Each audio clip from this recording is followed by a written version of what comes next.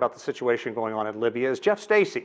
He's a former State Department official in the Obama administration. Jeff, thanks very much for talking to us.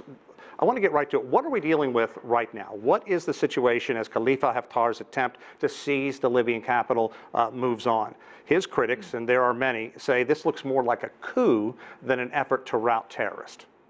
Right, because of course you have terrorists on both sides. You have extremists on both sides, including General Haftar, who really is not so much a general as the leader of a militia, a very large and lately a successful one, but largely because of the backing of a series of governments close to the region there and also further afield, including Russia, France, and Saudi Arabia.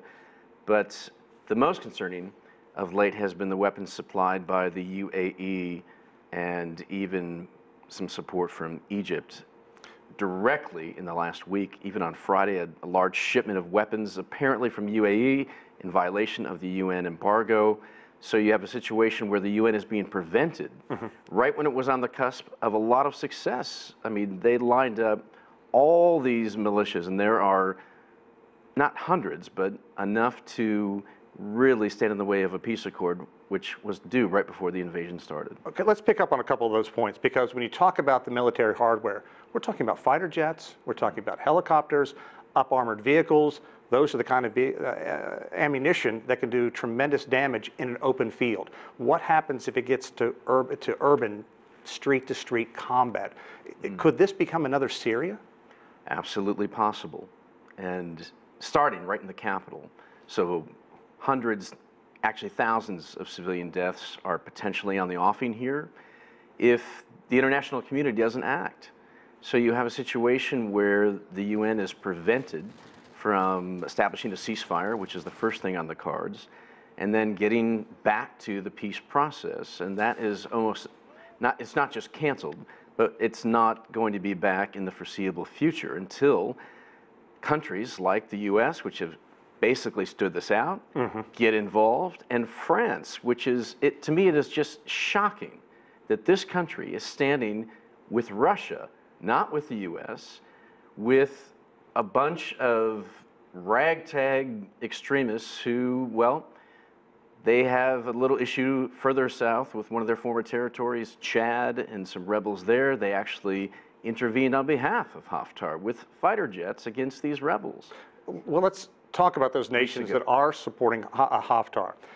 You talked about Egypt, the UAE, France, Saudi Arabia. Those nations say they are supporting him because they believe Haftar is someone who can bring stability to a region, a nation that has been characterized by chaos since Muammar Gaddafi was driven from power. Right. That to me is a double myth. First of all, after 2011, when the UN NATO coalition intervened to prevent what was happening then and removed Gaddafi from power, there were almost 2 years of stability, actually. Politicians were in control. They were squabbling with one another, but it wasn't a militia-dominated arena as it has been in more recent years. Yet the other part of the myth is that just in the last 1.5 or so, there has been kind of a fledgling stability established. The UN grudgingly has been having some success. Now, France has helped partly with that, but backing Haftar is really not a major priority for any smart-thinking government in the West, at least, and probably in the Middle East as well. A little unfair of me. I'm going to ask you a two-part question. We have very little time left. Firstly, is this nation on the brink of all-out war? And secondly, does the UN have enough teeth to provide the support to the current government or Prime Minister Fayez al-Sarraj? Possibly an all-out war, yes. It is maybe even now a probability, probably larger than 50%, something approaching 70%, which is not good news at all. And the UN is hamstrung. Until France and the US really get serious, really start to look at this and do the right thing, they can bring, France alone can bring Haftar to the table, get a ceasefire, get a bit of a retreat.